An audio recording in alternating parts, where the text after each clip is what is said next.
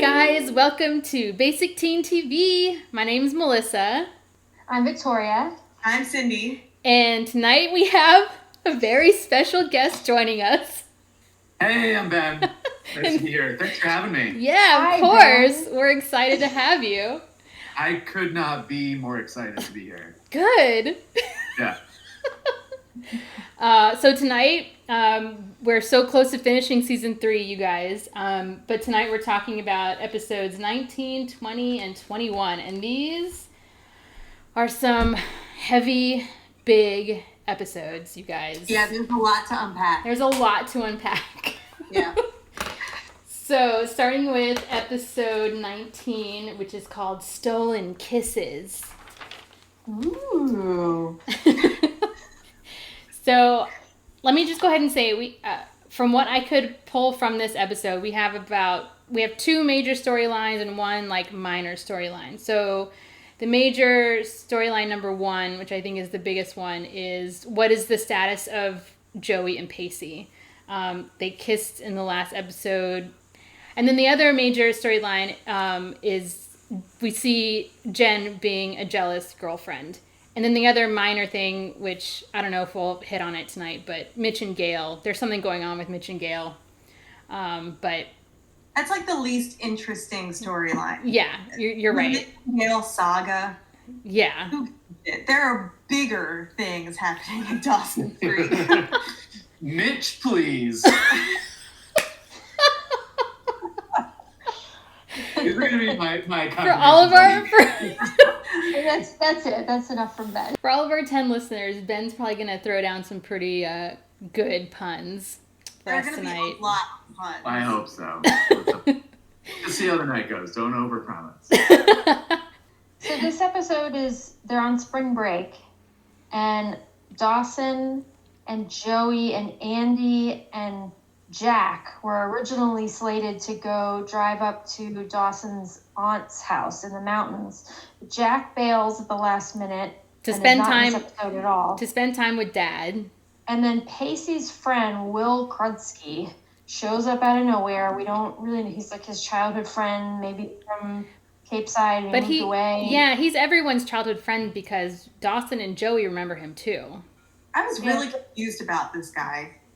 I think he's just some guy. He shows up he's if your best friend from elementary school moved away and then came back when you were teenagers and you're like, let's throw down. So here's the thing about life.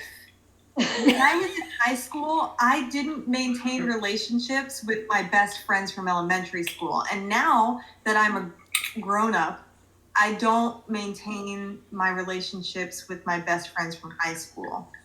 I have several friends. I mean, granted, we're not talking all the time, and we're not obviously even pre-COVID era, we weren't getting together because we all live in different, my best friend from high school lives in Florida. My other girlfriend lives in DC. I mean, she's closer, but we still don't see each other.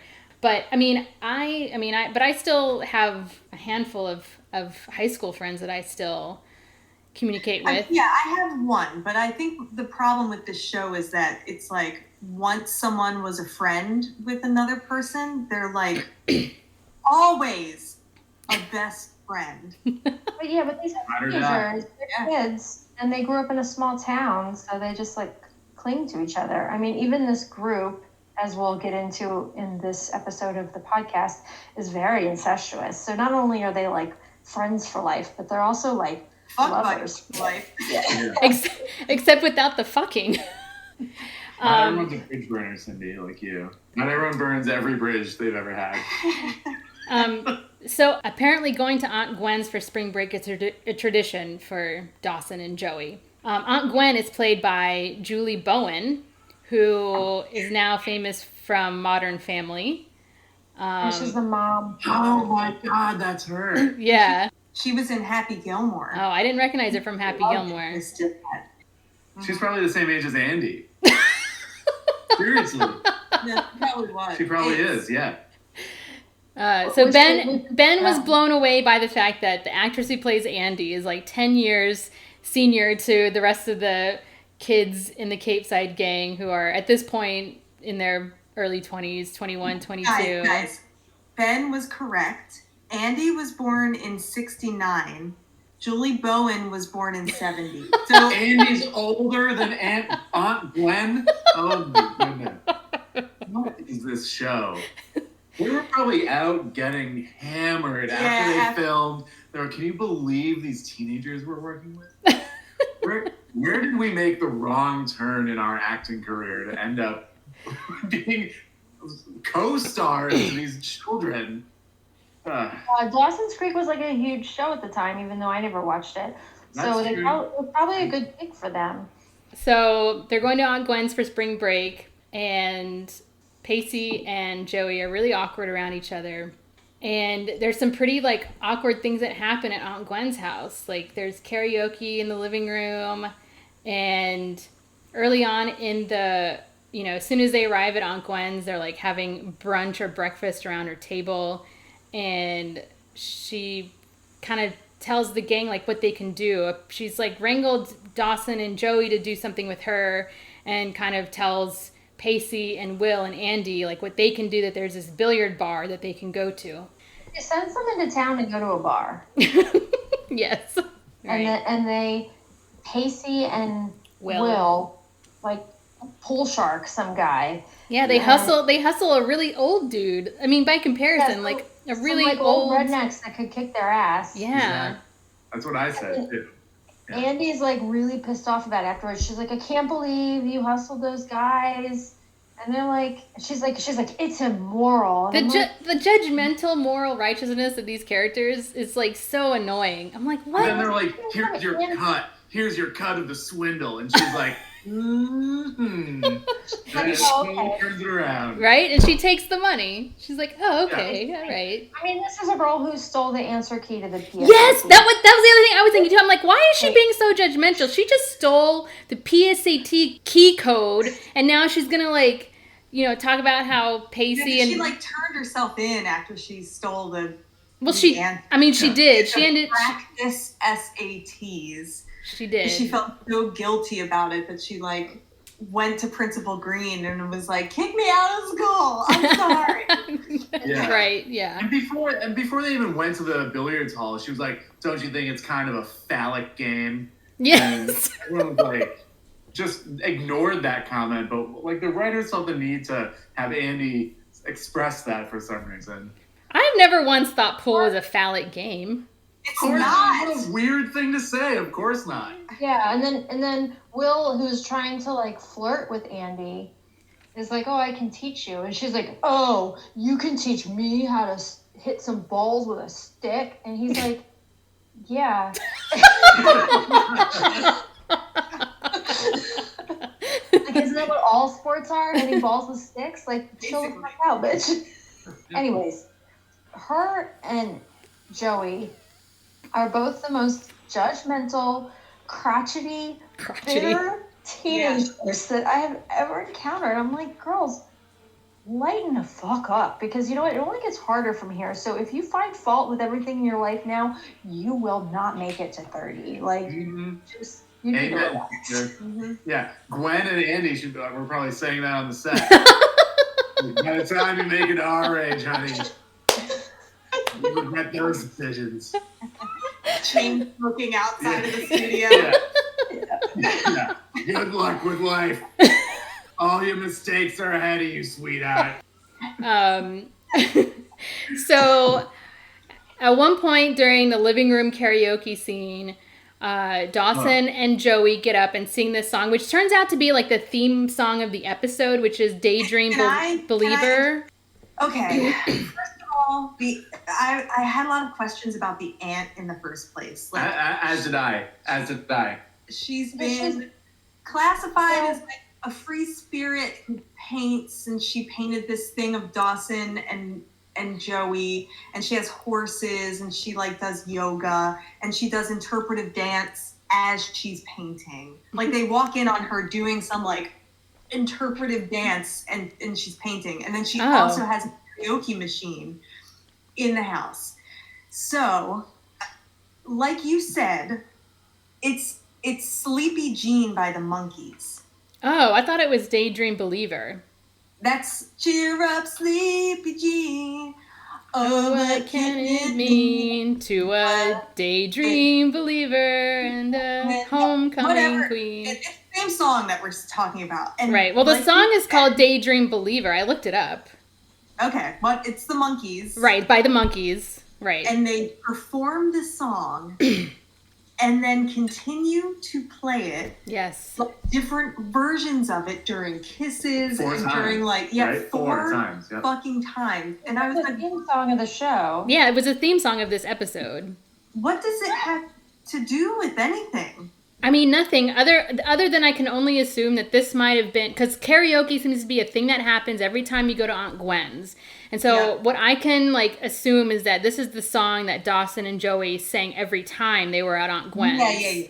So I think they also, the show paid a lot of money for the rights to the song, and then they're like, well, we got to get our money's worth, so we're just going to use the fuck out of this song for this. Yeah, I was actually wondering that. I was like, I wonder if they had to reach out to the Monkees people and be like, hey, can we buy this song? It means nothing, like, for the episode. And and what does it mean when you're buying the rights to that song and yet you're using 4 different covers of it? Like what does that mean as far as Cover? What? Yeah, they didn't. I don't think they ever used the original Monkees version. I wasn't paying that much attention, but I don't think they did either, actually. Oh, some of them, maybe they didn't buy the rights to it, and then they were just, I don't know. Who knows? You sons of bitches. Yeah, maybe they just bought the race.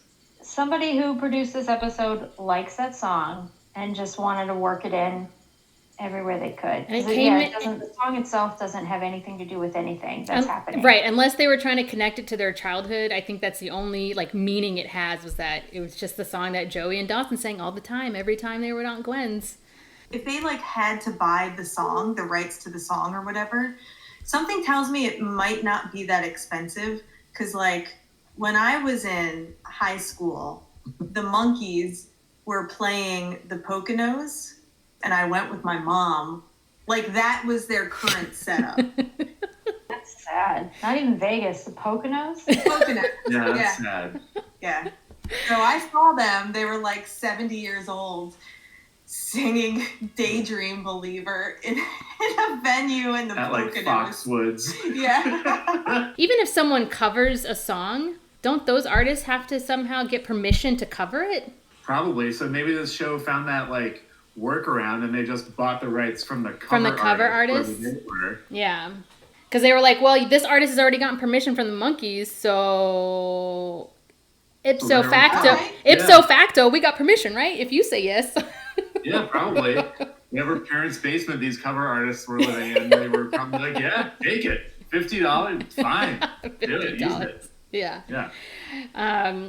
So while Dawson and Joey are singing Daydream Believer, Pacey gets all, he starts to get his little heart hurt, and he walks outside, and Joey, meets him out there, and they try and like figure it out. And they turn. Pacey's like, I'm gonna kiss you in 10 seconds. So you better stop me if you want to stop me. He said that because he was like, I'll never have the history that you and Dawson have. And Joey was like, Pacey, it's about we'd make our own history. And then she like stopped herself because she didn't want to like lead him on. Yeah. And then she did. And he was like, I'm just gonna fucking kiss you. Yeah. Yeah, I don't know if that scene would fly in the Me Too era. Stop me. Just stop me from doing this stuff.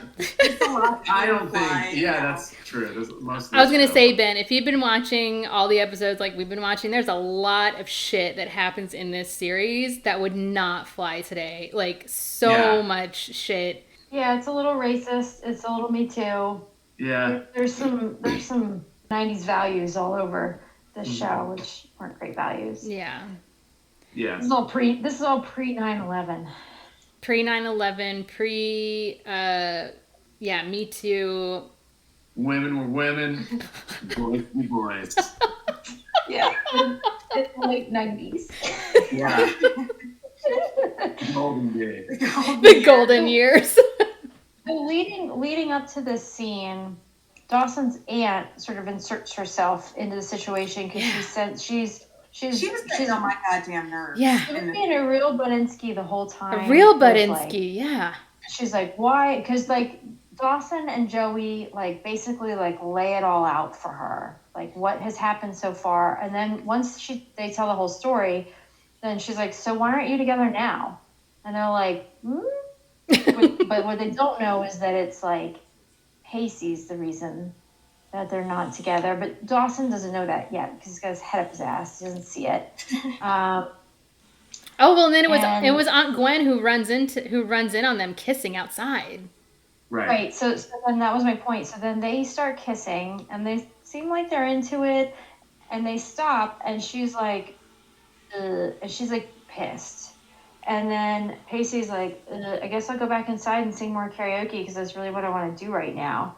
Karaoke. So he leaves, and she's like, look, you know what happened? What you two do, like my nephew's friends do, is none of my business. But like, you maybe don't do it here. And she's right. I'm like, you're on a retreat in the mountains.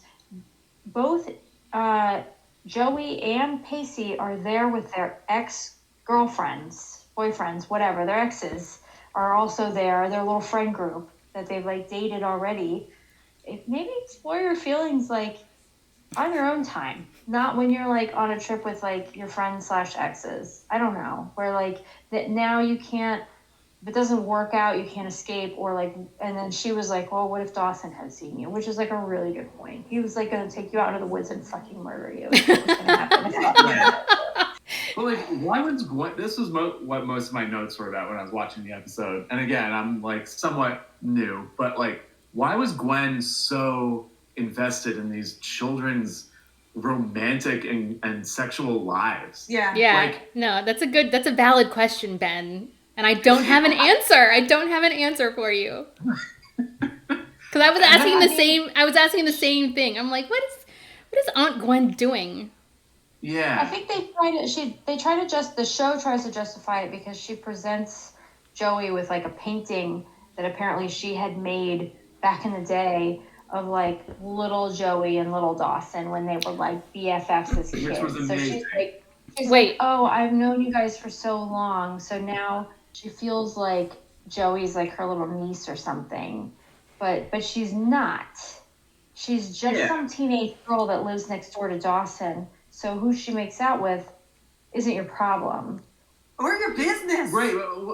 But why does she even care in the first place? It's just, and I remember, we talked a few months ago we had a episode that we discussed and we had technical difficulties, so we had to do it over or whatever. But like, I remember we were like, why is every adult in this whole town so invested in the social dynamics of these kids that also live in town? But it revolves around the children. I guess, right. Whatever, Cape Fear, or what's it? Capeside? Cape Fear?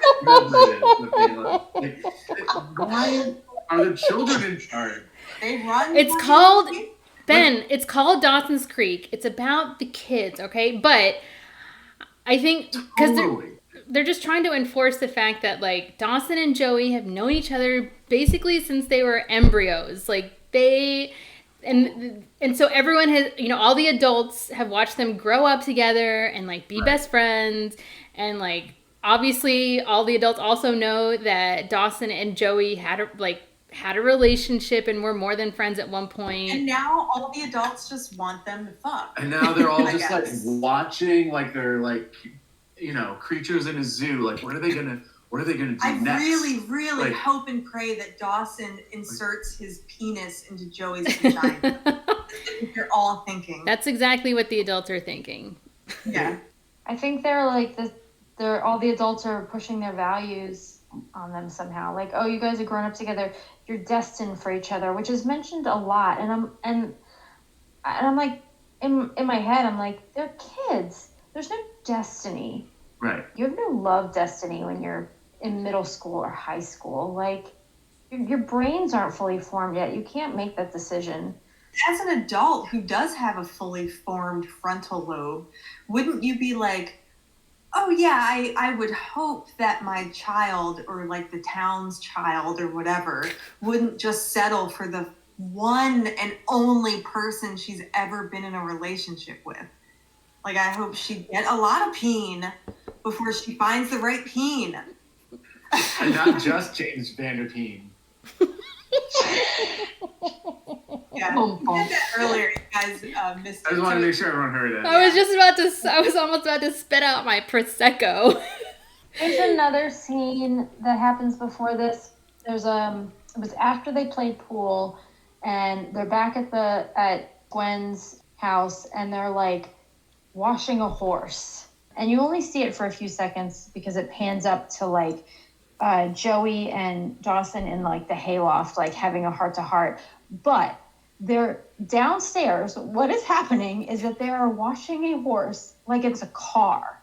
Yes. And they're spraying with a hose and throwing soap everywhere, and the horse is about to murder them all. I was like, I saw it and I was like, you can't do that. You can't do that to a horse. You guys are going to get kicked in the nuts, all of you, one by one.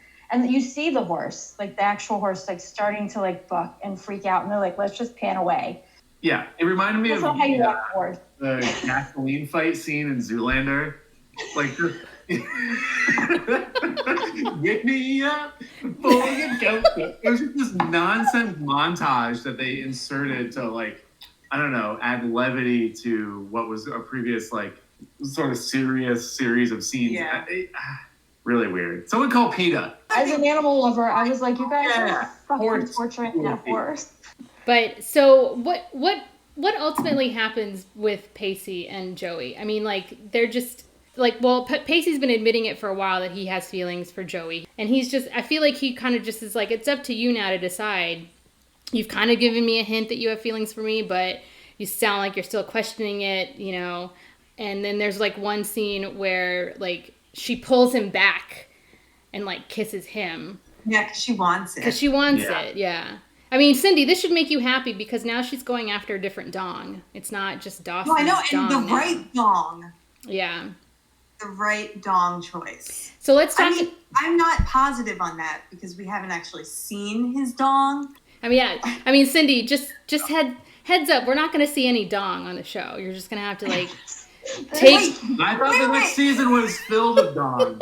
They don't show straight up dick on the WB. There's no full frontal nudity on Dawson's screen. Sorry, guys. No, none of that. No. Damn. Why am I even a part of this podcast? I thought if we made it to season 5, we'd see some dong. Okay.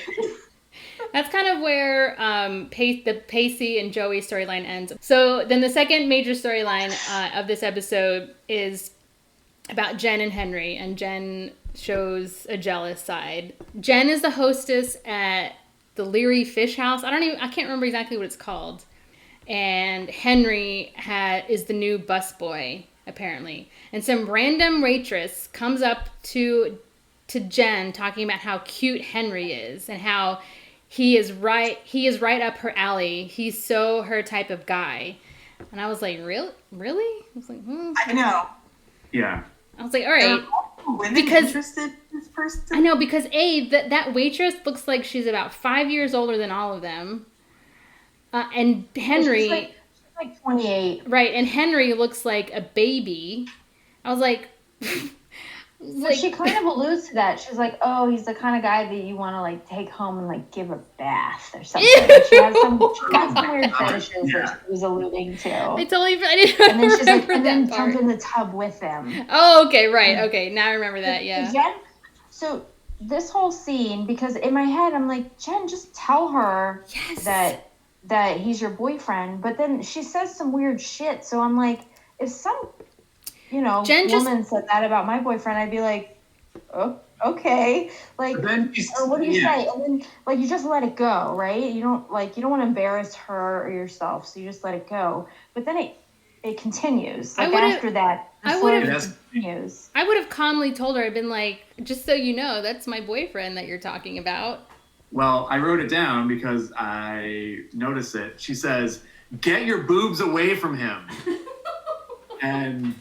it goes from there. So. I wrote down the follow-up quote to that because what she says is, So, should you choose to continue draping yourself all over him like the slutty wench that you are, you and me, we're gonna throw down. I was like, ooh, Jen's about to throw down, y'all.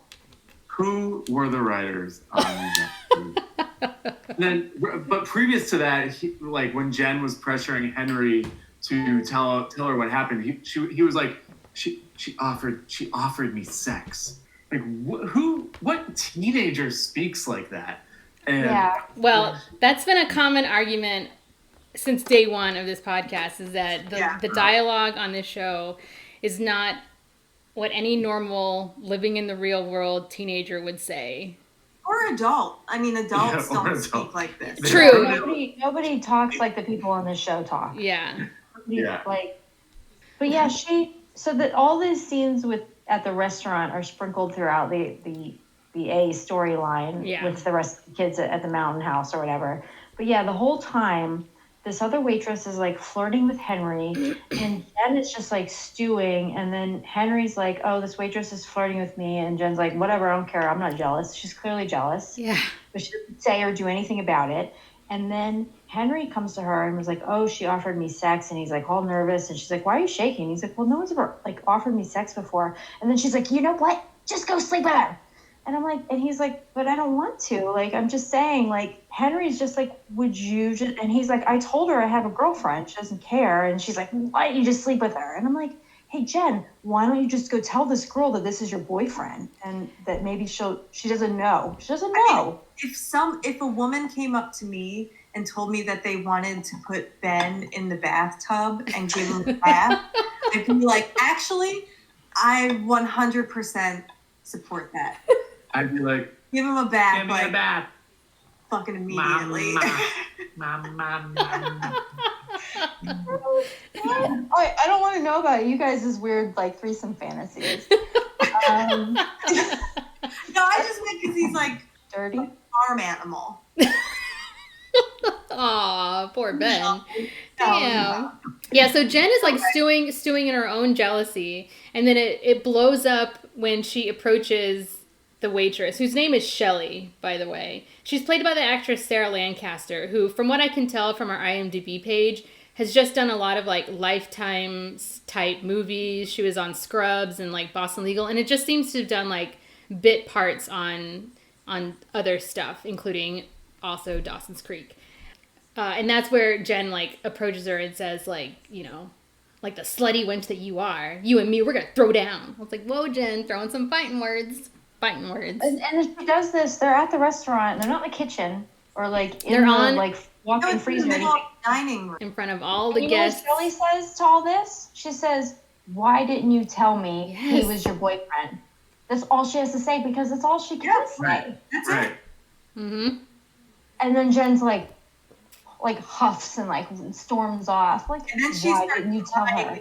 In the in like some storage room with her shoes off. Yeah. She takes her shoes off in like the dirty storage room. Guys, so many restaurant violations. Ugh. Can't take her shoes off. Yeah, so that's basically all there is to that storyline. I mean, ultimately, Jen and Henry make up. Henry's like, you're the only one that I want. And Jen's like, I'm just scared because I put up all these walls and you're the first person that I've let my guard down. And so now I'm just scared that I'm going to lose you. And Henry's like, I'm not going anywhere. If I die tomorrow, so be it. That's so lame and fucking stupid. Like, it was filler for the episode because I guess they couldn't just pack 45 minutes of show where it's just all at Aunt Gwen's house. There's always like a beeline like moral story, so they're trying to like teach teenagers how to deal with jealousy. Hopefully, if any teenagers picked up on the lesson here, was like, don't do what Jen did. If you're jealous, say something and don't, be a whiny little, and then have a dramatic scene in public. And don't do what the other woman did, flirt with a underage child man. That's an ongoing theme throughout this whole series. That will never be learned in Capeside. No. Right. But like the kids flirting with like fishermen, like peer guys. I was gonna say it's gone both ways, where you've had older women going for younger men and older men going for younger women. There's like Yeah. No discrimination in Capeside. And I swear, Gwen, I have this in my notes too. Gwen was like seriously throwing game at Pacey. Aunt Gwen. No. Yes, she was. No, she was not. Watch the actual episode. She is. We did. She has such a boner for Pacey. We're all sitting here because we watched the actual episode. Well, I was watching it harder than you. She had a look. She had a glint in her eyes. No way. She wants that Pacey dong. We got into a little fight about it as we were watching it, actually. We got into a lot of Dawson street fights. What the fuck are you talking about? I don't even see. I didn't. No one else picked up on that, Ben. Well, leave it to a man to know what a man sees. If Gwen was saying if Gwen was talking to me like that in the back room, this is perfect, guys. This is absolutely. I'd be like, Gwen wants. This is all men think that all women want them. He said it. He said exactly what the problem is. She was. But all of us women are sitting here and we're like, she's an auntie. She was just like being nice to everyone, all the kids. And Ben's like, leave it to a man to see what a man sees. And it's like, that's the problem. Yeah. Yeah. Or it was written and filmed by mostly men, and they're like, let's have Aunt Gwen. I don't. Ben, you've been vetoed on this one. For sure. Your perspective is that all women want to bang the lead man, and the truth is that that's not true. Yeah, no. Well, my male gaze I don't says even know. otherwise. I mean, your male... My white male gaze is always accurate. So this is no. For example, if your boyfriend or whoever, a male friend or your dad even, comes home and he's like, such and such was really like hitting on me when I was out. Absolutely, they're wrong. 100% their perception of reality is incorrect. And men think that when women are like nice to them or talk to them, even like pay them a compliment, it means they want to bang, and it doesn't. It means that they're nice to you. Under the rule of law. No, The rule of law. What are you talking about? No, this is the exact problem. This is why like women can't talk to like men let me give you a prime example. One time I was at a bar with a friend of mine, and there was a couple of the dudes. We're just talking to them, and then I think I wanted a cigarette. So the guy's like, I have a cigarette. We went outside to smoke. He invited me out to smoke. We light up a cigarette, and then like we're out there. I didn't think I was flirting with him in any way. I wasn't paying him any compliments. We were just drunk and we're having a cigarette. And like 30 seconds into the conversation, he's like, I have a girlfriend. And I was like, okay, I have a boyfriend. We're just having a cigarette. And then he put out a cigarette and went inside. Conversation over. And I was like, what just happened? I don't even know. Like he rejected me, and I was like, okay. And then he felt rejected and he walked away. And I was like, I just want to have a cigarette. You can't even take an offer from a dude. I'm not saying let's not all. A cigarette is an obvious obligation to go home with someone. Obviously, under Section 16. If a guy gives you a cigarette, you have to suck his dick. But then when he's like, I don't want you to suck my dick, and you're like, okay. But you're like, okay, I don't have to legally, like I have to. Like, yeah, and then he's like, I'm going to go back inside because I don't want to risk you sucking my dick because I gave you a cigarette. But I do think Aunt Gwen was seriously throwing game at Pacey. No, we just shut that idea down. Moving on. Episode 20, The Longest Day. I'm going to set this up if you don't mind. Quick time out here. I might want to like put in my ear pods and maybe go pee or something. Do you want to? I didn't watch that one. Okay. Yeah. Okay, so Ben's gonna leave the recording. We're gonna take a quick break, and we'll come back and talk about episode 20. Ben, feel free to stick around even though you didn't watch. But we'll be back. All right.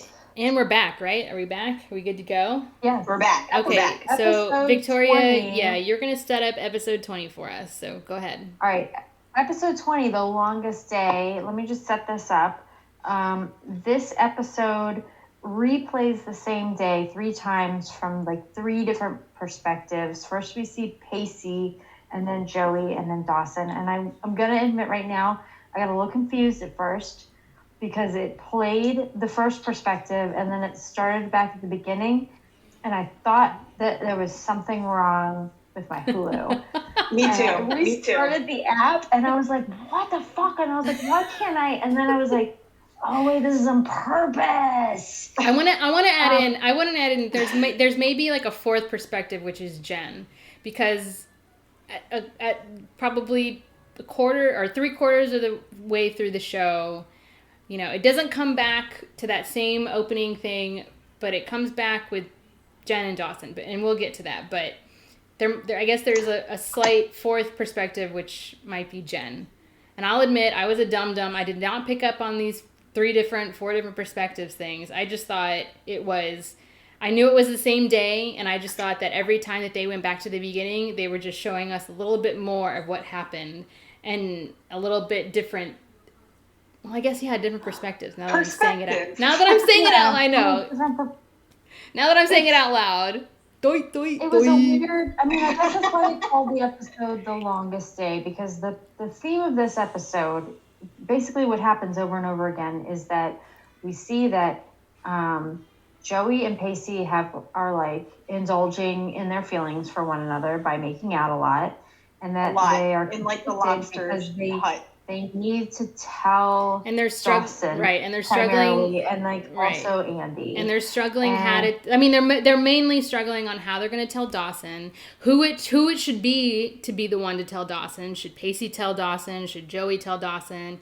And then just almost as out of a matter of circumstance or consequence that Andy finds out or whatever. Let's save that for later because there's a couple of layers to unpack with the Andy aspect of that, which this was a hard one for me when I was going through my notes and trying to outline this. I was like, okay.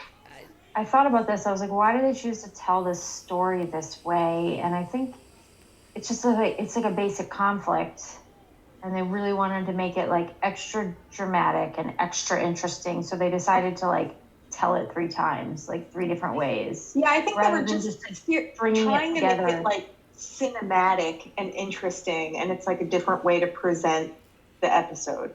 I really think that's all they were doing, just like trying to make it cool. So it opens up for the first time.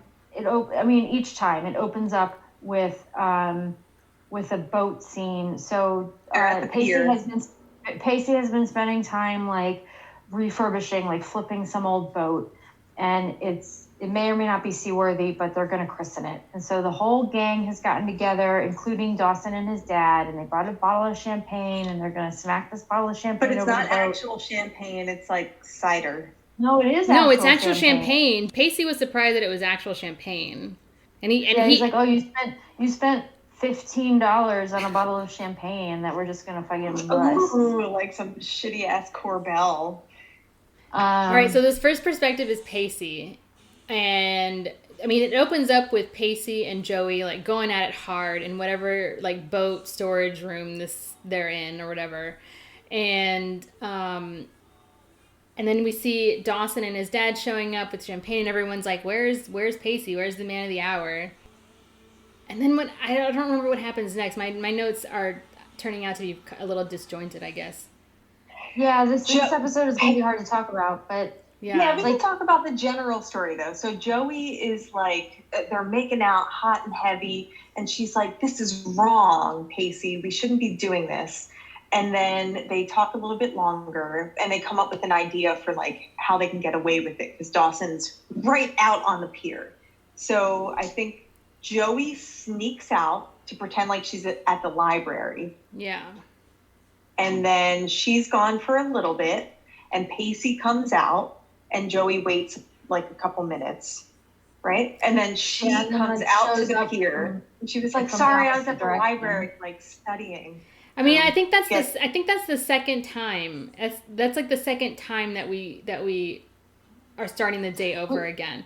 The first perspective, if it's Pacey, like, so what I have written down is that, so Pacey and Joey are going at it hard in whatever dock storage room this is. And then the next note that I have is of Pacey and his brother Doug. Here's how it goes. So Buzz, that little kid that Pacey's supposed to be mentoring, is there. And Pacey is like, can you watch this kid? I need to take care of an errand. I need to go do something. And so they bicker about that a little bit. You know, Doug relents. He's like, all right, fine, I'll take care of him, but you better be quick. And so what Pacey's doing this whole time is trying to find Dawson so that he can try and tell him. Can I comment on something here? At some point in a previous episode, Dawson and his brother had like one of their very few like heart-to-hearts where they're like honest with each other about their feelings. Pacey and his brother. You said Dawson. Pacey and his brother. Pacey and his brother. Yes. Doug is aware of the love triangle, and but he up until this point thought that Joey and Pacey had just like kissed once on accident, and that was it. But now he realizes that that Pacey and Joey have like a thing going on, and they're sneaking around behind Dawson's back. Right. No, Pacey's like, hey, she likes me. She admitted that she likes me, and Doug is just You're like, right, bro. Well, no, Doug is like really mean to him. He's like, you're gonna end up alone. Like, don't you realize? Doug rips him a new one, and he was like, they have this history, and you are never going to be to her what Dawson is to her. Yeah. And at the end, you're going to end up alone. Like, she's going to reject you, and she's going to stay with him in whatever capacity, and you're going to be alone forever. Yeah, you're going to be alone forever. He basically is like, if you pursue this, you're going to, like, ruin your life. And I'm like, I don't think so. You might ruin your friendship with Dawson. Yeah. But even that's fine. Like, what are we talking about right now? Right. So as hard as it may be for Pacey in the first place to tell Dawson, I feel like what Doug said to him has put even more pressure on Pacey to admit to Dawson. And so, you know, I'm blanking on whatever happens in between Pacey and Doug talking, and then the next scene that I want to bring up, because it's a scene that happens throughout each of these different perspectives, where Pacey is standing outside of Dawson's house, and he's just looking at the house.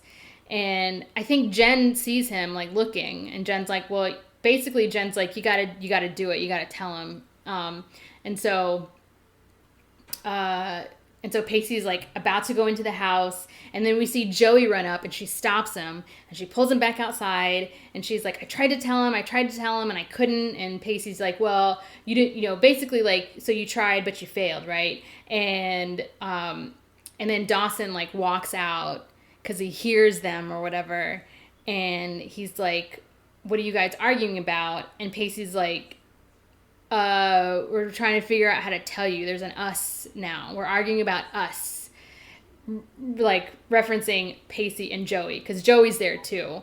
Right, because I already said that. And then it goes to, it breaks to a commercial. And so then we come back, and it's the same opening of the boat scene, a sunrise boat scene, and Joey says that one line, which she says, ever had one of those days you wish you could live all over again? And so this is where we begin our second perspective, which is Joey's perspective. This is the part where I like restarted Hulu 5 times, because I was like, what is this starting over again? What is wrong with this? Like, do I have to fucking contact customer service? Goddamn. I was like, I'm gonna have to text Melissa and tell her that I can't watch this episode. And I was like, it took me like literally like 10 minutes. I was also working at the same time. So I thought you were gonna say hi. I thought she was gonna say hi too. I was also stoned, so it was like really. It would have been more fun if I was distracted because I was high, but no, I was distracted because I was answering emails. Stupid work keeps me afloat these days. Work's always getting in the way of my Dawson's Creek. Anyways, we're on to Joey's perspective, right? So this time when we come back, we hear that line or whatever, but this time we actually see them christening the boat, right? Or no, we don't necessarily see them christen the boat, but what we do see is them showing up. So Pacey comes out of one side of the storage room, you know, to say hi to the gang, and Joey comes from the other side as if they've like come separately or whatever. Mm-hmm. to start christening the boat. And it is this the part where no, this is not.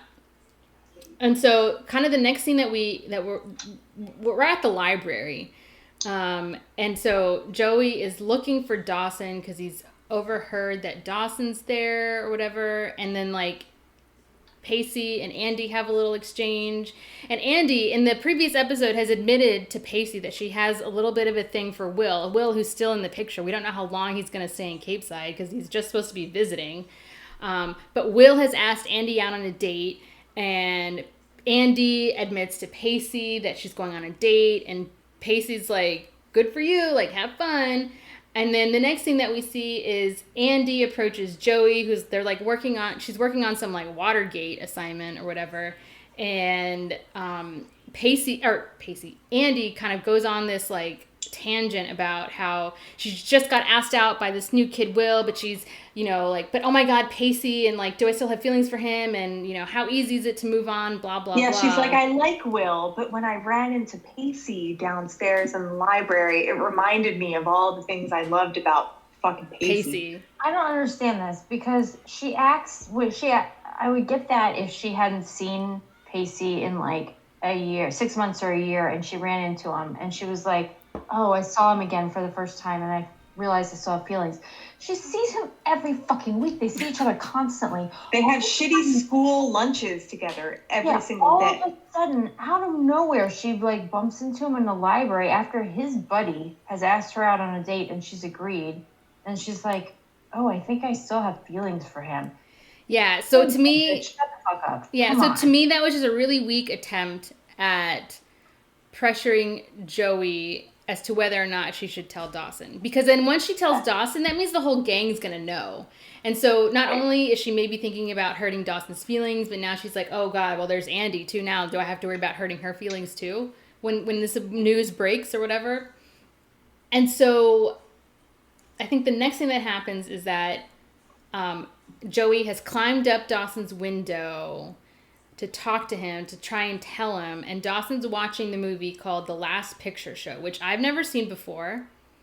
But apparently Dawson breaks it down for Joey and how it's about two best friends who go after the same woman. It's so transparent. It's so just like not even a hint of metaphor or anything. It's just straight up in your face.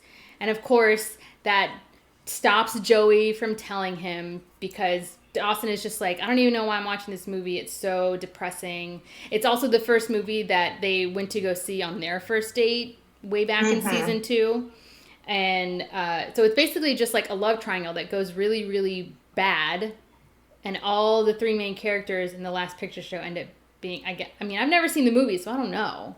But Dawson describes it as like everyone ends up alone, everyone ends up depressed. It's a super sad movie. I'm sure it's very melodramatic. Yeah. It's funny that was their first date movie. I don't know if they actually identified that when they actually went on their first date. Yeah, I didn't. They just decided that now. Right, I didn't. Because also for their first date, for Joey and Dawson's first date, there was also a love triangle happening, but with Jen. I feel like we'd be giving the writers and the creators a lot of credit to think that deeply on it. I mean, but also the first season of any show, there's never any guarantee that they're not writing for years and years worth of television. That's so true. They're just like writing for a short period of time. So they're not thinking like, oh, this could fucking come back to represent the new love triangle 2 years from now. Yeah. They're not thinking like that. They just probably played whatever. Yeah. Yeah. So it freaks Joey out, and she stops herself from admitting to Dawson what's going on, and she climbs out the window. She gives some lame excuse about babysitting her nephew. And then she's like, gotta go, okay, bye. And Yeah. she like hops out the window. And as she's like coming down the ladder, or rounding the corner after she's climbed down the ladder, she sees Pacey about to enter, and that's where we see the same scene over again, where Joey stops Pacey from entering Dawson's house to try and tell him what's going on. They have the argument outside. And what we see differently this time is that Dawson has peered out the window and sees them arguing down on the ground from his second floor window. So he already knows what's up. And so he goes outside and he confronts. But we think that Dawson knows what's up just because of the conversation he's heard from his window. Right. So Yeah, he goes because out this there. time- He goes out there and he confronts them, and he's like, "What are you guys Yeah, 'cause- arguing about?" He's been playing This- it cool this this time- whole time. The first time that we see this scene, they're just like, oh, there's an us now. And it cuts right to commercial. This time, they're like, oh, there's an us now. And he was like, oh, I know. Yes, and Joey. No, because Joey's the one who says like, "Oh, you know," and he's like, "Yeah, I know." And then it cuts to commercial. So at this point, I gave Dawson a lot of credit, and I was like, oh, all right. So the next sequence we're gonna see is Dawson observing the behavior of his friends and piecing it together. But no, that's not what happens at all, because Dawson has his head up his ass at all times and is completely oblivious to everything that's happening around him, and he has to be spoon-fed bits of information in order to fucking get it through his skull, which is... Can I talk about the next perspective, which is Dawson's? Yes, It made me fucking furious. Furious. So it starts off with Dawson on the fucking pier, and then he's like roaming around town and he runs into Joey. And Joey's acting weird, probably because she just had Pacey's tongue down her throat and she hasn't talked to Dawson about it yet. And he's like, hey, you want to come over later and maybe like watch a movie, have some soda, help my mom out at her new restaurant? And she's like, oh, I can't tonight. Sorry, I can't. And he's like, what's wrong with you? Are you okay? And she's like, yeah, I'm fine. I can't. And then he's like, okay. Then he goes to Jen's. Jen's chilling on the front porch, reading or whatever. No, she's making out with Henry. Well, she was, Henry's not allowed to go inside, so they're on the front porch. Yeah. So they're hanging out, and she sees Dawson coming, and she assumes that he's been told the news and that he's coming to like talk to her about it. Confide in her. Well, his body language would lead you to believe that's why, because he's like marching across the lawn. Yeah, and so she sends Henry inside. She's like, you know what, go inside for a minute. Like, and then Dawson comes up to the porch. She's like, hey, what's up? And she's like, oh my God, I'm so sorry. Are you okay? And he's like, what are you talking about?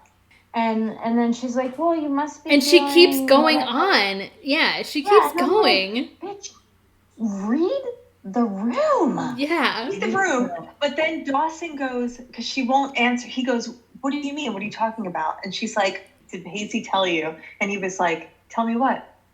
And she was like, I would have come up with anything. I would have been like, did Pacey tell you about his jock itch? I don't know. Yeah. Anything. He found in his balls. And then Dawson goes, the fact that you haven't answered my question speaks volumes. And that's what I'm like, okay, so Dawson's perspective is going to be just Dawson talking down to his friends and being like a complete piece of shit. He speaks to them like they're his children. Yes. Yeah. He speaks to everybody like that. He's an asshole. Dawson is a fucking asshole. Yep. He's probably my least favorite character on the show. But yes, he's obviously, Jen has spoken out of turn, and he's just like, well, fuck you, bitch, if you're not going to tell me. Thanks for protecting me. But then she didn't actually tell him, right? Because he was like, does it she involve didn't tell him, Joey? but he just and she figured was it out. like, yeah. Right. So he goes up to his bedroom and he flops on his bed because he's all hurt now. And so we come back to the same scene where Joey climbs up his ladder, crawls into his window, and she is going to tell him. And this is where the whole like where I mentioned before that Dawson's just playing it cool. And what does he choose to do with this knowledge? He chose to sit in his bedroom and watch a melodramatic movie about two friends who are into the same woman, and he chooses to sit in his dark room and do this alone. Like, that's how... When she comes in, this is all very passive-aggressive, because she comes in and he was like, well, let me tell you what this movie is about. And yeah, he is just telling her what the movie is about, but the movie is about their current situation. And he knows that. And he knows that she knows that. And he's being real. It's like it's a trap. Mm-hmm. It's a trap. And then he's like, so what did you want to talk about? And then, of course, she's all freaked out and leaves. And then now he's like extra mad because she didn't tell him. Well, asshole, you didn't let her tell you. She came there to talk to you and you shut her down. So she left. And now you're mad that she left. Mm-hmm. Fuck you. Fuck you. Seriously, fuck you. I mean, I feel like this also hold on a second. This also gives the writers a lot of credit. I mean, because it's like, how did Dawson know that Joey's going to show up? Like, he put in the exact perfect movie to be watching to passive aggressively throw this in her face, assuming that she was going to come over. I think he was just doing that. He was sulking. And I think he was just watching their first date movie and sulking over the fact that it was about like two men who are in love with the same woman, two friends or whatever the fuck. And he was just being a little pussy ass bitch like he normally is. And she just happened to come in through the window. Right. And when she did, he was like, oh. And the minute she was like, what's this movie about? He was like, oh, I'm glad you asked. I'll tell you. I'll tell you what it's about. And then but she announced, she's like, oh, I want to talk to you about something. Oh, but what's this movie about? And he's like, well, let me tell you. And then she was like, he saw her, he knew exactly what was happening. Yeah. He demonstrated to her that like, oh, the situation we're in doesn't end well. What do you want to talk about? And she was like, nothing. And then he was like all pissed off. Then he goes downstairs. Well, no. So Joey makes up the same excuse. Like, Bessie's asked me to babysit. I have to go. And at this point, we all know that Dawson knows what the deal is. He confronts them outside. But then we have new people introduced into the scene, which is Andy and Will. I feel so bad for Will in this whole situation. Me too. Because he's just like, what the fuck is happening right now? No, I feel bad for Will because it's also now exposed that Andy is like really invested in whatever the fuck Pacey's up to. Well, I think it's really strange. I mean, I guess they had to, I mean, I don't know what they had to do, but I thought it was strange overall in the first place that that Andy and Will showed up from their first date. Like, to go to Dawson's house? I mean, they were on Dawson's boat. So I guess they were just returning the boat. Okay, all right. I guess I forgot about that part. But so this time, not only do we see Pacey admitting to Dawson that there is an us, meaning him and Joey, but now Andy is there and she's also learning the same thing. And Dawson is like so pissed. He's like, I can't even look at him anymore. Why don't you ask them and how they've been lying to us this whole time? And he goes back into his house all in a huff. Joey runs after him and Andy is just like, Pacey, how can you be so stupid? Yeah, now Andy has shit to say. Yeah. So, all right. So first of all, Dawson he passive aggressively confronts them. They tell him straight up. And he was like, when were you going to tell me? Whatever. Were you even going to tell me? Yeah, asshole. What do you think has been happening this whole time? You knew that Joey climbed in your fucking window to tell you shut her down, and now you're pissed off that you're finding out this way. Well, you didn't let her tell you the way that she wanted to tell you, so this is what's happening. Like, these two just decided that they have feelings for each other, and now the immediate decision that they made was, we have to tell people, and now everybody's upset that they didn't know about it before it happened. Well, you're not going to know about it before it happens. You knew about it immediately after it happened. The other parallel here that sort of bugs me is that this whole love triangle is about Joey and Dawson, and now Joey and Pacey getting together and Dawson's feelings being butthurt. Meanwhile, Pacey's buddy, Will, has moved in on his ex. It's the same fucking situation, but for some reason, that's 100% okay. Nobody cares. Pacey obviously doesn't care because he's 100% over Victoria is so riled right now. I know. Well, Pacey obviously doesn't care because he's 100% over Andy. He's 100% into Joey. But I think like there's just been no hint that Andy has even had any feelings for Pacey. So I think from like a viewer's perspective, we just kind of maybe thought that Andy and Pacey had 100% fully moved on from each other, and that Andy would be okay with this. So I think, I think that's why, and also because, I mean, this whole show starts with Dawson and Joey, and then in a very close proximity, super close proximity, is Pacey. It's like the three of them that start this whole series off, and so that's always going to be like the crux of the show. So at the end of this third perspective, is that the last thing that we see is now Andy knows about Joey and Pacey, and she's pissed and she storms off. And poor fucking Will, who is just like, what? He's just in town for the weekend. I know, he's just in town for a weekend. He tried to ask a nice girl out on a date, and like not only is he just like the odd man out, but he's like, so this girl that I just went on a date with still has feelings for my friend? Like, what is going on? Yeah, but my friend has feelings for his friend's ex. Yeah, he's like, I gotta get the fuck out of Capeside. I mean, but this is kind of high school. I mean, I don't know about you guys, but I definitely personally went through my own love triangle in like junior high into freshman year of high school, and it was not pretty. But I was just a weird fucking kid. I had crushes. I knew there was no chance. I would like stand in the hallway and stare at them, walking down the hallway, and that was the end of the drama. Like, I knew nothing would come of it. It was fine.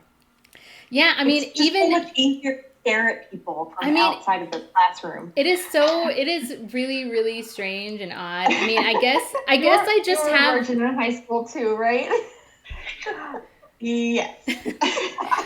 I was a virgin all through high school. I didn't lose my virginity. I wasn't making out with people. I was like an actual virgin. So you would just like stare at people. You would like figure out their schedule somehow, and then you would just like wait. When you say actual virgin, what are you talking about? I never even kissed anyone until I was like, well, I guess 18. But that was also the first person that I ever had sex with. We were both the first everything. Damn. That's what I'm saying. All right, I had a little more. I had boyfriends. I didn't kiss people. I would just stare at them from down the hall. I was a late bloomer in my school, but I didn't have my first like French kiss, like tongue kiss, until like the summer after 8th grade. So in between 8th grade and freshman year. Oh my God, you was such a hoe. I mean, I knew kids. I definitely knew Amanda C. Fuck. Jesus. Fucking first and last name. God. Help people out for that stuff. I know. I'm sorry. I'm making more work for Melissa. Okay. Anyway, I definitely knew of 14-year-old baby children who were experimenting way more than I was. I can't say. For some reason, I fell into a group. Oh, right. It's called the Theater Kids. And this group of kids, we didn't do anything except act out in class and like steal stuff. So when Cindy says that she was a virgin in high school, what she means is that she was like a super nerd. Yes. All right. I never had a boy's lips on mine. Like, that was crazy. I didn't even think it was a possibility. You would have thought that I was the biggest slut in high school. You probably would have thought I was the biggest slut too. I mean, I don't know. Well, I made up for lost time in my adulthood. That's true. Yeah, you have. Because you're a slut now. You're a major slut now. You're sluttier than the rest of us. I don't know of any of my 14 and 15-year-old friends at the time having sex. I mean, I know that a lot of my people that I went to high school with were having sex in high school. I did not have sex for the first time until after high school. But I had like consistently been a late bloomer amongst all of my friends, amongst anyone in my class, as far as like kissing, making out with a boy, doing all the other physical, sexual things with boys, and then having sex. Like I was late to the party every time. All right, let's talk about this Dawson's Creek show, because we're still only on the second episode. We did go on a long tangent it's a tough there. episode. This was a tough episode. So the third perspective was Dawson, and the last thing that we talked about before we went on that crazy tangent was that Andy now finally finds out that there's something going on between Joey and Pacey, and she storms off. Will's like, what the fuck? Like, oh my God. And it cuts to commercial, and then when we come back, if I were to call this final scene someone's perspective, I guess it was Jen's perspective. What we come back to is Jen accidentally spilling to Dawson. But so this is like the scene where we see Dawson and Joey get into it. Like, I don't remember how it all unfolds, but I mean, they get into a fight, and Dawson really unfairly tells Joey that she has to choose between him and Pacey. He was completely out of line. He was? Completely out of line. Dawson was. Yeah, you're right. He was. Like a complete fucking asshole. I was like, what am I even watching right now? He was pissed off, and Dawson sent Joey's father to prison. Can we not forget that happened? Yeah, that was definitely a thing that took place. And then somehow they come back. Somehow that's all forgotten and forgiven. And now, but still, Joey remains the property of Dawson, even though he's not ready to get back together with her. It's but he's so gross. That's how he treats her, like property or like his child. He has kept her backburnered ever since they broke up, and no one else is allowed to touch her. But he's had his dick sucked by a prostitute. A stripper. She's a stripper. It's different. Sorry, but stripper. But whatever. Yeah, right. Doesn't matter. Right. Doesn't matter. He has had his dome sucked on a boat that he crashed into the pier. He didn't give a fuck about Joey in a sexual way because he was in a romantic something with this squatting stripper. But now, I'm sorry, you just called her a squatting stripper. The point of all of this being, he was doing that and it was cool. But now that Joey has developed romantic feelings for someone else, that's not okay because he feels as if he needs to own her or possess her in some fucking way, or she needs to just be available for him. Yeah, she needs to be available when he's ready. And she feels nothing but guilt for this. And she called it out. She was talking to Jen at some point in one of these episodes about how she doesn't know what to do. If she goes this way or that way or whatever, she's always the bad guy. And Jen was like, well, you know that the people who write those stories where the woman is the bad guy, it's usually men. Yeah. But she still ends up being the bad guy. Yeah. And yeah, he's completely pissed. He's pissed at everybody. He's pissed at her. She's like, well, you choose. We're not friends anymore. Well, I don't want you in my life. He was seething. She said the same thing to him last season. You know why? Because he sent her father to prison. Prison. Whatever, he deserved it. But you know what I deserve? You, because I'm an entitled little snowflake. Yeah, I deserve you. I agree with everything that both of you have said. Dawson's a dick. He's an asshole. And I think they're intentionally making him be an extra dick. But here's the thing that bothers me about the next episode. He's an extra fucking pile of shit. But he's allowed to be. He's allowed to be. This whole show, because he's a star, so he's allowed to be. Okay, well, wait. So before we move on to the next episode, let's just kind of wrap up this one. Joey has just been put through the ringer by Dawson, totally unfairly. Dawson's a dick. Joey finds Pacey on the pier, and and basically they just have this heart-to-heart. And Joey, in my opinion, based purely on Dawson's shit-headedness, tells Pacey, this can't happen. This can't happen between us. Look what it's done so far. We've hurt our best friend, blah, blah, blah. And Pacey, I can finally understand why all of my friends, back in the day, when Dawson's Creek had their 20th anniversary and all my friends were hashtagging Team Pacey, I'm I get it now. Pacey is the way... I get it too. Yeah, Pacey is the way better character, the way better guy on this show. Dawson, I can't believe this whole show was written around this one character because he's such a huge pile of pig dick. And the one thing that, like, at least Victoria and I have said this, it's like Pacey's always been the voice of reason, sensitive, like, thoughtful. Yeah. Like, he's a good kid. And, like, it just broke my heart when I saw, like, the single tear run down Pacey's cheek. Yeah. I was like, One little tear. I'm like, Pacey is getting his heart broken. I mean, so, I mean, like, basically, Pacey and Joey have had, like, what, a 2-3 day quote unquote relationship? And, Probably no longer than a week. And now they're breaking up. Yeah, because Dawson said no.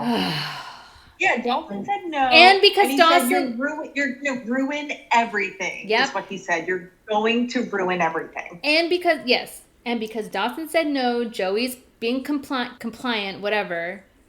And now, for all we know, Pacey and Joey are not going to be a thing. Yeah. And Pacey's heartbroken. It broke my heart, too. I mean, I, like, cried a lot during that episode. All right, so now we move on to episode 21, called Show Me Love. Can we take a break? Okay. All right, we're going to take a break. We'll be right back. All right, so now we're talking about episode 21, Show Me Love. Victoria, go. I feel like this episode is basically just a reaction to the previous episode. That's all it is. That's all it is. Mm-hmm. The whole plot revolves around the Capeside Regatta. And ultimately, it's, I mean, we can get into the details, but ultimately it's Dawson against Pacey in a boat race. And it's like, whose dick is bigger? Whose boat is faster? Yeah, this is just a pissing... I mean, from Dawson's perspective, this is just a pissing contest. To see because I want to make a point here. Didn't Pacey submit his, like, fee to be a part of this race a long time ago? Because he bought his boat and he, like, fixed up the boat and now he wants to race it in this stupid race. Right. So he's already, like, planned on this. So what's happening is, originally Pacey had entered the race a long time before all this drama went down. Dawson's parents, as the restaurant agreed to sponsor the boat. So each boat has a little flag with their sponsor on it. Right. And so then at the very last minute, he has, let me back up a little bit. First of all, it opens with Joey walking into the cafeteria at school and has no one to sit with at lunch, because she walks in and Dawson gives her stink eye. And then she sees Pacey, and Pacey gives her stink eye. Pacey doesn't give her a stink eye. I feel like Pacey gives her, like, sad eyes. Sad eyes. Yeah. Right. And then she sees Jack, and she's like, "Oh, I can sit with Jack." But then she rounds the corner, and, like, Jack is sitting with Andy, and Andy gives her her stink eye. So then she just I was like, finally, everyone hates Joey, but it's for the wrong reason. Yes. Well, so my problem with this is, like, why is the woman the bad guy? Like all this shit's gone down, and, like, now she's, like, suffering for, and honestly, I don't think she did anything wrong. She's a pariah without any friends. But in the very next scene, she's sitting next to that wall that Pacey leased for her to paint something, where she has painted nothing. And Dawson walks up, and she's like, "If you want to talk about Pacey, you can just go fuck yourself." And he's like, "Oh, Pacey, I don't want to fucking talk about Pacey. We're like, he's like, you did the right thing by not pursuing a relationship with Pacey. So now you are allowed to be friends with me again." Yeah, and I want like, you in my life. Yeah, he Yeah. like gives her permission to be in his life, and he's like, the door is open if you want to come watch movies. Yeah, if you want to, like, be whatever with me again. And she's like, "Oh my God, thank you, because I don't have any friends anymore, because I, like, kissed your friend, and now I'm, like, fucking outcast." Meanwhile, this boat race thing is happening. Dawson appears to be big about it to his parents, being like, "No, there's no reason why you can't continue to sponsor Pacey's boat. It's fine." Meanwhile, he goes behind everyone's back, goes to Betsy, Joey's sister, is like, "I'm going to race my boat, and I'm going to sponsor your B&B, and I'm going to pay for that sponsorship." And then magically there's also, like, a flag just all of a sudden. Yeah, like Yeah. they were prepared to be sponsored. They were. Yeah. By Dawson, who doesn't even have a fucking boat. Yeah, suddenly he has a Right, boat. He doesn't yeah. have a He has a sail. boat because he goes to Jack and Andy because their dad has a boat. And he's like, hey, so I suddenly came up with this idea to like race a sailboat today. And I know, you know, your dad has one. Can I borrow it? And Andy's like, yeah, that's a great idea because I'm in love with Pacey again. So it'd be cool to see you beat Pacey. And Jack's like, whoa, Dawson. Didn't you like get a blowjob and crash the boat into the dock? And he was like, I kind of feel like it's not a great idea for you to borrow my dad's boat today because you don't know what you're doing. But Jack doesn't. Okay. Jack doesn't say that exactly. All right, But- it's not verbatim, but he was basically like, I do. You know no, dude, you don't know what you're doing. I do. Crash I that do. boat. I do like what Jack does say. He's like, "Oh, wouldn't like dueling pistols be more fitting for this situation?" Like he totally just throws major shade at Dawson, and I loved it in the moment. I was like, "Yeah, Me dude. too. Calls him Yeah, out on it. yeah." And so Jack then agrees to like be like part of his crew or whatever. If he's gonna Right. borrow the boat. They don't know how to sail. Like They don't right, know any neither of them. terms. Dawson doesn't know how to sail. Jack doesn't know how to sail. Like it is a bad combination. Somehow Dawson thinks he's gonna win a race even though he doesn't know how to drive a boat. He That's how doesn't know to drive a boat. arrogant he is. Yeah, he's such a fucking snowflake. He's like, I'm gonna win because I want to, and I deserve to, and I'm the center of everything. Melissa does not And like then this he narrative. crashes the I don't know anything about sailing either. So there's like this big bar that the sails are attached to, and he gets on the boat and he's like pulling up the strings, and then the big bar crashes to Jack's head, and he's like, Jesus fucking Christ, Dawson. I mean that hit to Jack's head looks like it should have knocked him out cold. Looks like I should have fucking killed him. I thought that was actually a pretty good stunt move, like for Dawson's Creek. It looked realistic and it was pretty funny. Dawson's dad shows up and he's like, I'm gonna help you assholes sail this boat. Even though he's And he's like, you gotta sponsoring put the thing on the jigger and the McJaggy. Jiggle And the- you gotta, yeah. Stuff. So they set sail, and the race lasts all of 30 seconds. And then they get towards the finish line, and Dawson and Pacey are like neck and neck.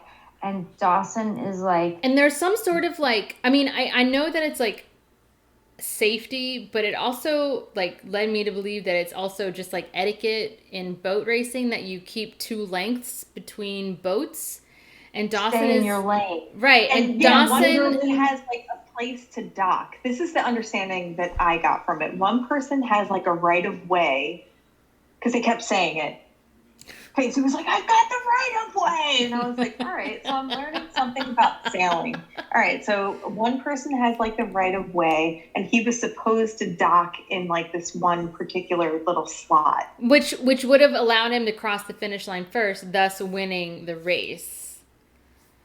Dawson is being very belligerent with the way he's steering this vessel. Even And Dawson's dad is like, Dawson, stop. right, stop. You gotta Yeah. back off. He's You like, have you to give him gotta give him space." 2 lengths. You gotta give him 2. They kept saying 2 lengths. I don't know what that means exactly, but you know, it's when it's just I guess a safety thing. Like you keep these 2 lengths between ships, between boats for safety Yeah, so reasons or whatever. And so because Dawson is ignoring all of that, Pacey pulls back and basically like Well, Pacey goes in the opposite direction so that his boat isn't destroyed by Dawson's boat, because there would have been a collision. Pacey forfeits his position in the race, pulls out of it basically, and winds up coming in like, I don't think he comes in last, but he comes in close to last. Dawson crosses the finish line first, but because of his belligerence, the like judges are like, you're DQ'd because you didn't follow the rules. Meanwhile, Dawson's thinking he's won this whole time. He's like running up the pier and he's like, we won. And Joey runs up and was like, if you knew anything about sailing, you would know that what you did was wrong. You've been DQ'd. And he's like, what? And I was so excited for this next scene because Pacey is fucking pissed. Pacey's pissed. He runs up onto the dock too, and he's like, what the fuck, dude? But my problem with this scene is that it morphed back into the argument about Joey. Mm-hmm. But for me, at that point, I was actually like into the scene legitimately as a 30, how old am I? I don't know. I'm 35 or 36. I have no idea. But as an adult watching it, I was like, this is actually like dramatic in an intriguing way, because if someone almost destroyed my fucking boat that I bought and like transformed into something nice, I would be so fucking furious about the boat and the fact that I should have won, but because you were an asshole and you nearly ran me off course. Like, that's the issue. It's not Joey anymore. It's my boat. Like, what Dawson was doing was dangerous. Like, he could have hurt. Yeah. He could have hurt people. Not even just people. He could have hurt Pacey, who's supposed to be, despite the shit that they're going through, one of the people he's known the longest in his life. You know? I was just excited for the scene, is what I'm saying, and I was hoping that they would have gone on a little bit more about like the boat. Sorry, girl. And, you know, sorry, girl. There should have been some It's about Joey. punishment. always. Yeah. There should have been some punishment or repercussions. Yes. But ultimately there wasn't. Like, Right. He comes off the dock all smug that he thinks he won, and everyone's like, no, you've been disqualified for being a fucking prick. And he was like, what the fuck? And then it quickly just gets swept away, and they just start talking about Joey. That's true. There are no repercussions for Dawson. There should have been Lost bigger in his life. consequences for Dawson endangering the lives of other human beings, and the only thing he gets is a DQ. And his Dawson- long talk with Joey. And Dawson- Joey telling him that, like, she's not ready. All of these kids are spoiled little shits. But Dawson especially is a spoiled little shit. You were one of those fucking jackasses that I went to high school with that drove a Beamer and wore a Pearl Jam hat. Fuck you. A Pearl Jam hat. I like Pearl Jam. I don't know that, Damn. that type. Damn, I like Pearl Jam. Like, if I were Joey, I would have been like, fuck off. Like, fuck off. Fuck you. Like, you're not even like giving me an inkling that you want to be my friend even. Like, this is not even about me. This is just about getting back at Pacey. And that's what she kind of says too, because she's like, Dawson says something like, you're all I want. You're all I want. And Joey's like, you didn't even say that. You said that you don't want to lose me. So just like you said before, Dawson's claiming her as property because it's not about her. It's about having her. Yeah, it's about keeping her in his back pocket. Right. And she did mention something. She was like, did you see your behavior? And he was like, yeah, well, I did that because I wanted to prove to you that I care about you. Yeah, oh yeah, he was like, that's the kind of guy you like, right? Because like Pacey like beat up a bully for you, and Pacey did this, so I'm just like trying to be. So he's basically justifying his behavior, being like, oh well, Pacey's a jerk, so I was being a jerk too because you obviously like jerks. Fuck you. And, You're also riled. He's being a fucking Dude, jerk. Dawson is a fucking asshole. We're all riled because like we've experienced this in real life. I wrote it down. I was like, wouldn't even entertain that conversation with Dawson Right? after that. yes, I wrote it down too. I'm like, Dawson is a major asshole, and yet somehow Joey is somewhat sympathetic to him. Because And this is she also has the a weird scene, isn't this? codependent relationship with him where she just like needs to please him no matter what, even though he just like treats her like shit. And she's got this other guy that's like into her and who like, buys a little more- walls, rents walls for her to paint yeah, on. is like a little more in touch with like all aspects of his personality and is less of an entitled prick. I mean, this is no, also... I really need to keep this thing with Dawson going. Fuck Dawson. Date Pacey and fuck Dawson. But this is also the episode, like where... Is it... Maybe you guys remember. Is it before or after the race where Dawson and Pacey, like, get into it? Like, Dawson's, like, walking down the pier. He's, like, snapping his fingers. Well, Joey makes Pacey do that. Joey's like, can you please just talk to Dawson one more time? And Pacey's like, fine, if that's what you want me to do. If that's all you want me to do. Meaning, like, you sure you don't want me to, like, bone you right here? And she's like, yeah, I'm good. Just go talk to Dawson. God. You're so annoying, Pacey. Look at Victoria's So face. then he approaches Dawson on the pier. Yeah. And he's like... I kind of like this whole exchange because Dawson's not good in the shit-talking department, okay? I mean, Pacey's not that great in this episode, in this scene, too. But they just kind of have this, like, back and forth about who's the better guy for Joey or whatever. And Dawson's like, do you think you could compete with the history that me and Joey have? And Pacey's like, history? What are you talking about, history? 15 years of being friends, and then you date, and then you don't date, and then you reject her, and then she, like... And he's like, 15 years of watching PG movies in your bedroom. That's what he says, yes. Yeah.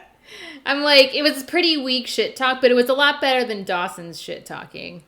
Can I point out that in the history that they mention, that they don't mention, like, 15 years of watching movies in your bedroom, and then also... You sent her father to prison. Victoria cannot let this go. Victoria cannot let this go. It's a huge deal. I'm sorry. If I was friends with somebody who sent my dad to prison, we wouldn't be fucking friends anymore. Yeah, that would be. And I'd be dating his friend, and it wouldn't be a non-issue. I'd be like, "Fuck you! Yeah, I'm dating your friend because we're in love, and you sent my dad to prison." Everything you're saying is valid and true, and like I'm sure the rest of us would have reacted the same way that you're describing. But this is not. Yeah. But we're living in fantasy land of Capeside, okay? But even in fantasy land, for me, it's about the fucking race. Pacey joined the race like a month ago. Mm-hmm. It was unrelated to anything. He just wanted to do this fucking race. And then Dawson comes in, and Joey, like, asked Pacey to drop out of the race that he was planning to be a part of for, like, a month. At least a month. To appease Dawson! Are you kidding me? No, absolutely not. Yes, you're right. Yeah, why is Dawson like fucking king of the world? Why? I know. Why is everyone making concessions for Dawson? This is so annoying. The other minor storyline that happens is there's a Jen and Henry thing going on. And so what happened in episode 20 was that while the whole Pacey Joey drama was happening, Henry kind of shows his true teenage boy tendencies, that all he wants to do is just get down and dirty with Jen. And Jen gets pissed off because she kind of says, like, read the room. Like, I'm going through a thing. I don't want you pawing me right now. And so episode 21, his whole entire mission, this whole episode, is just to get Jen to forgive him. And so his vision of that, or his idea, is like to just hold up a sign the whole time. What is that 80s movie where where he like holds up the boombox? Yeah. Say anything. Same. So I think it's maybe like a callback to that or something. That's what it did remind me of. I certainly got like that was maybe a callback to that. And it was gross in Say Anything, and it was also gross in Dawson's Creek. So Henry is holding up this sign. He's like dude with a sign. And he's just holding the same sign or whatever. And Jen is like unrelenting. She doesn't want to talk to him or forgive him or whatever. And Grams gives her some advice, which is an old adage that is, to err is human, to forgive is divine. And so one night while she's hostessing at the restaurant, Henry's outside with the sign and he's like making guests feel uncomfortable or whatever. And what it turns out is that he takes her up to the rooftop of the restaurant and he's laid out rose petals everywhere and he's prepared a picnic for her so they can watch the Capeside Regatta festivities. Because I guess the night before the boat race, there's fireworks and blah, blah, blah, whatever. And so they end up falling asleep on the rooftop. Jen comes home the next morning and she's all giddy and glowy and just like, oh, me and Henry made up. And Grams is waiting for her at the kitchen table. And Grams automatically assumes that they've had sex. But when you see someone come home in the early hours of the morning and they're like giddy and rosy cheeked, you're like, oh, she banged. Yeah, and she asked her, she was like, oh, did you spend the night with them? And she's like, oh, yeah, we did. And it was, this part was so fucking cheesy. My eyes almost rolled out of my head. So she was like, oh, yeah, we did. And it was so romantic. And there were the fireworks and the people cheering. And I know that it was for the regatta, but it felt like it was for us. And I'm like, what are you talking about? But I knew because then Grams is like appalled. You can see because she thinks that they had sex and that Jen is talking about them having sex. And I know that they just like literally like passed out and they did not have sex. They just like cuddled each other to sleep. I know that's what happened.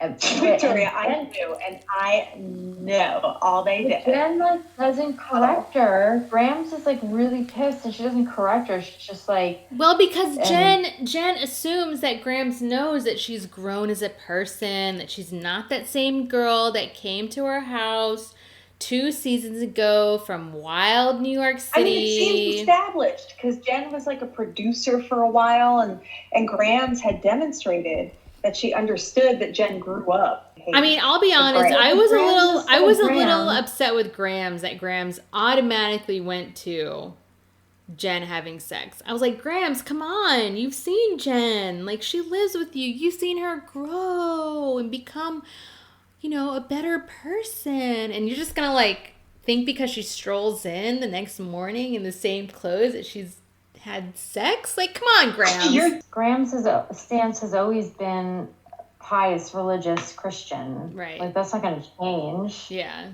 Which means that you don't have sex until you're married. It doesn't matter how much Jen has grown up. She still doesn't think that Jen should be having sex. I know. But Jen admits to Grams, like, yes, we slept together, but, like, we didn't sleep together. We didn't have sex. I was surprised that Grams was open to birth control. I mean, they don't ever say in this show like what religious affiliation Grams is. But I mean, she's pretty, like you said, pious, So I thought that she might be against birth control, but she was like, Jen, birth control. Like, well, then they're not Catholic, they're just Christian. Definitely not Catholic. But Jen admits to Grams, she's like, Grams, we didn't have sex, like, not yet. And I don't know, I honestly didn't really like Grams' reaction. She's like, Jen, I'm so glad to hear you say that. I know, she was like so relieved. If I were Jen, that would have made me more pissed. I'm like, I'm still pissed that you like instantly assumed that just because I didn't come home that I was out having sex. And also instantly assumed that if I did have sex, that it was for the wrong reasons. Right. Yeah. There you go. Yeah. Yeah, Grams does automatically assume. She's like, oh, so you're having sex? It means that you're the slutty hoe bag that you were in New York. You're going back to your old lifestyle. Fucking touches you, you're back to being a hoe bag. Yeah. Yeah. But Jen was like, all right with it. She's like, well, we didn't have sex, so is everything you just said, like, still true? Like, I'm still a good person? Like, you've seen me grow? And Grams is like, of course. Yes. And then they hug it out. They do hug it out. They do hug it out. So then, like, one of the final scenes of this episode, like, there is a little bit of a break between the whole Pacey, Dawson, Joey love triangle. Because how this episode ends with Joey climbing into Dawson's window with a video in her hand, ready to watch a movie. Because at the very beginning, was it even in this episode or was the episode before where Dawson was like, open invitation. Like, I want you to be in my life. Right. I want you to be my friend. Yes. And she's like, I don't know if I'm ready, blah, blah, blah. And he's like, well, the door is open. Right. Open invitation. So after all the shit that happened at the boat race, she still climbs up his fucking window and is willing to watch a movie with Dawson. And the movie... It's E.T., by the way. The fucking movie is E.T. And she says something to the effect of, like, I just want to, like, watch something that brings us back to where we used to be, or something to that effect. Like, basically before all this shit happened. And I was just like, no way in hell, if I were Joey in real life, would I have done that. I would have been like, fuck this guy. This guy was a 100% asshole. No. Yeah, like, that's it for the friendship. We're no longer friends. What I would have done if I were Joey, after that whole debacle, I would have gone to Pacey, boned him, like, really hard, and never would have spoken to Dawson again. That's it. Pacey and I will, like, live on the boat, on the sailboat, titled True Love. That's the name that after he gave to his fucking boat. It's after her. Yeah. Mm-hmm. And lived a wonderful life. But that's also why I hate Joey. I hate her as much as I hate Dawson. Just so disgusting. It is. I agree. They're just like back to their usual shit. Yeah. Ugh. I hated it because I was like, Joey, if I were you, I would have been like, fuck you. You're fucking dead to me. When Joey climbed up through the window, Dawson was like, oh, you brought E.T.? That's what you chose after everything we've been through? What the fuck are you talking about? Everything we've been through, he caused everything that they've been through. Yes. Like, you chose something as juvenile as E.T. after everything that we've been through? Ugh. Dawson is such a prick. He's gonna, like, grow up to be, like, a finance bro who, like, embezzles money from his, like, he's like a company. And he's like a hedge fund manager. What is that what it's called? Yeah, like that kind of, like, fucking douchebag, entitled piece of shit. Right. That, like, doesn't care about anything but himself and money. And, like, his high school girlfriend that he's, like, obsessed with. Yeah, still. It's like 20 years later. All right. Okay, is that it? Are we done? Okay, bye. All right, yeah. So we're done with talking about these 3 episodes. We'll be back next week with the final 2 episodes of season 3. So apparently it's going to be a big deal. Snaps to you guys. We're getting through season 3. Yay! Let's shout out our Instagram @BasicTeenTV. Follow us. Yeah. Rate and review us on Apple Podcasts. Also, listening helps. Listening, yeah. Maybe just, like, listen to us. Listen to the show. Rate and review us. Tell your friends. That also helps. Yep. Follow us on Instagram. And also, we have a GoFundMe. Donating helps. We do not. No, money. I'm gonna. Don't send us any money. We gotta put that out there. We do not. I do. Cindy is lying. Do not send Cindy any money. Do not send Cindy any money. Please send me money. It all goes back into the podcast. It does not. Cindy just wants your money. All right. We'll be back next week with the final 2 episodes. Bye. Bye. Bye.